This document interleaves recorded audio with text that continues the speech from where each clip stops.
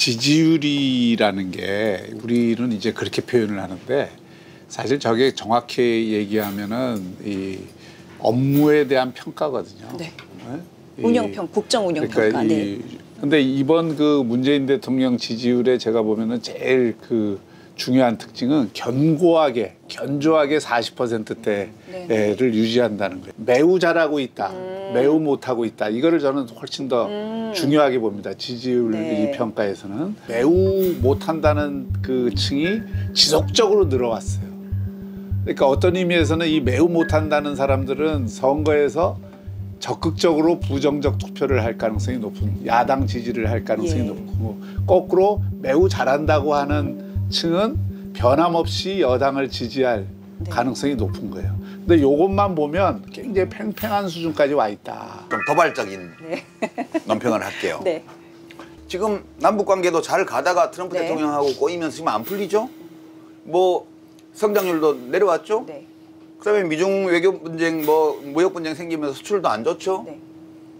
고용 지표가 조금 나아졌지만 역시 이제 핵심 생산 연령 인구 거기에는 지금 40대나 이런데 고용이 부진하다는 게 나오잖아요. 그러니까 내가 엄청 지지하지만 이렇게 물어보는데 내가 매우 잘한다라고 말하는 건 좀 뻔뻔한 것 같아. 그래서 속으로는 이 정도면 잘하는 거지 이러면서 또 대체로 잘한 편 이렇게 하는 거고요. 매우 못하였다는 그게 나중에 우리가 봐야 되지만 자유한국당의 핵심 지지율과 비슷해요.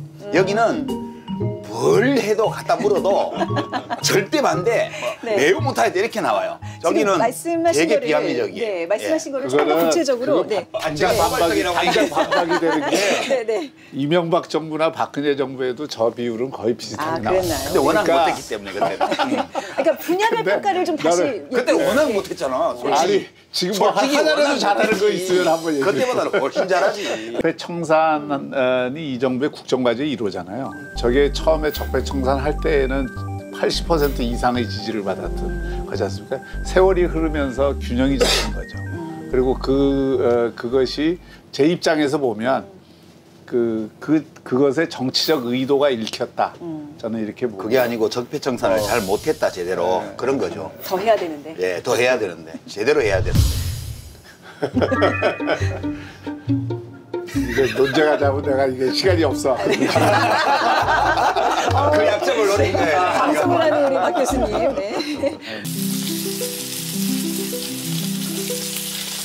자, 정당 지지율은 어땠을까요? 자, 더불어민주당이 43.9, 자유한국당이 21.2입니다. 그리고 바른미래당 5, 정의당 8.5로 나왔네요. 네. 그러니까 더불어민주당이 그래도 뭐 최근에 좀 올랐다고 봐야 되는 건가요? 어떻게 보시는지?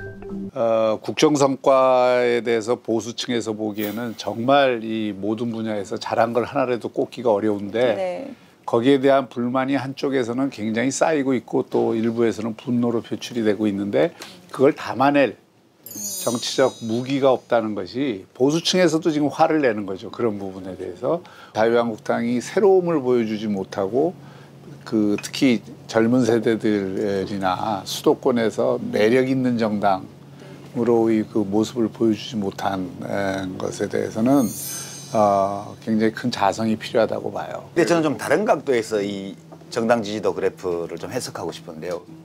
2007년도에 박근혜 대통령을 탄핵을 했는데 그때 함께 책임져야 될 여당이 지금 자유한국당이에요. 근데 국회는 탄핵할 방법이 없으니까 선거 말고는 정당이나 국회를 탄핵할 수가 없어요.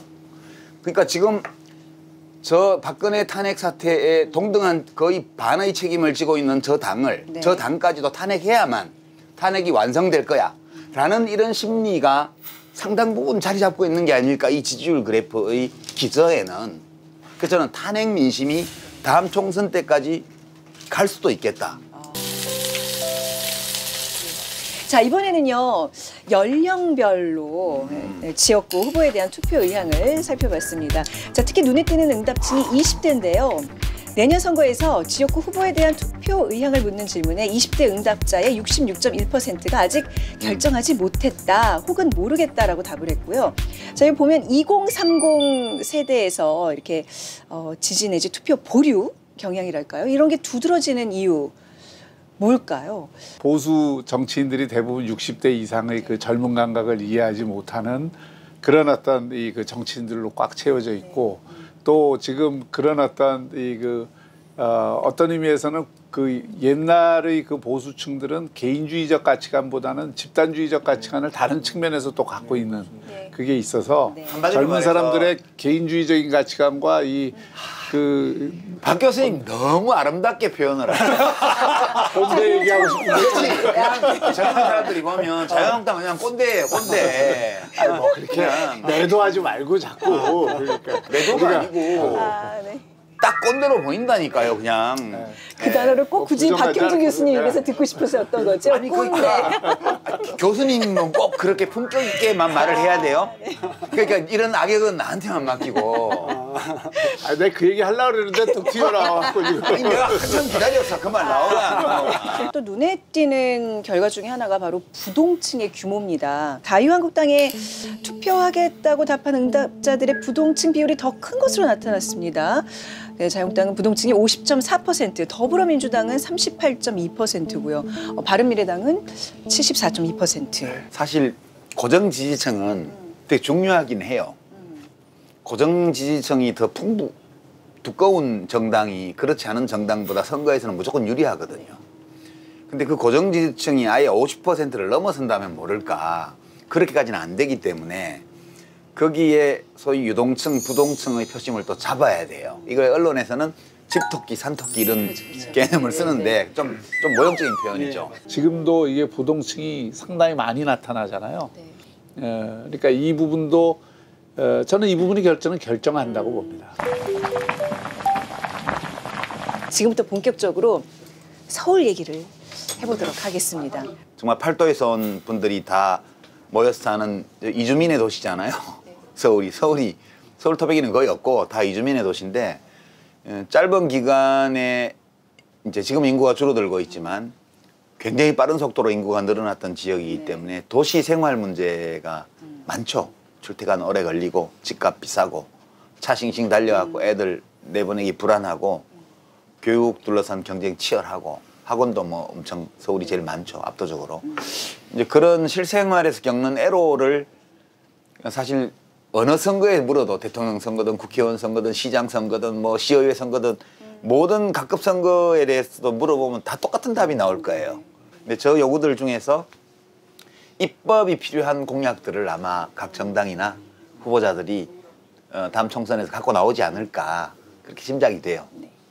서울의 특성 하나를 덧붙이자면 지방에 비해서 서울은 청년층이 많잖아요.